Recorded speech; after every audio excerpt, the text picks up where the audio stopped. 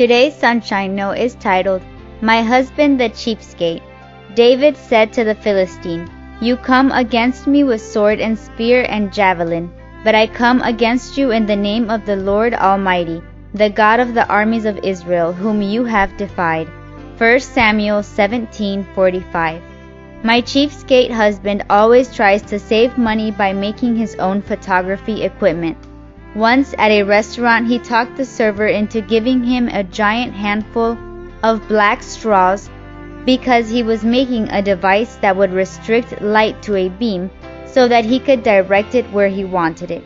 He made a beauty dish out of a $4 plastic garden pot and an old CD stack case. He even made a macro extension tube for his lens with PVC pipe and duct tape. I told him he's not allowed to take that one out in public when I'm around.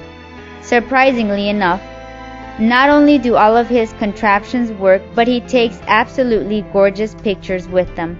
The tools that David used in battle against Goliath probably seemed incredibly cheap and shabby compared to the giant's classy metal armor. Goliath had a sword, a spear, and a javelin, plus a shield-bearer who went before him.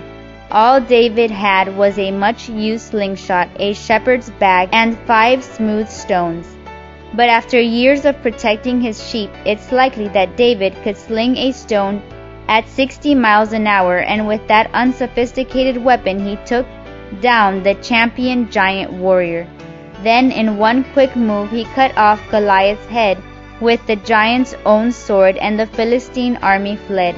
The men of Judah and Israel took off running, chasing them all the way to the entrance of Gath and the gates of Ekron. Then they came back and plundered the Philistines' camp.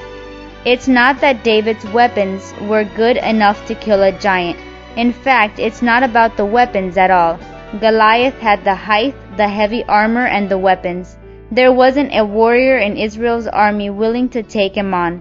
But David accepted Goliath's challenge in the name of the Lord Almighty. That was his power and the secret of his success. What giants are you fighting in your life today?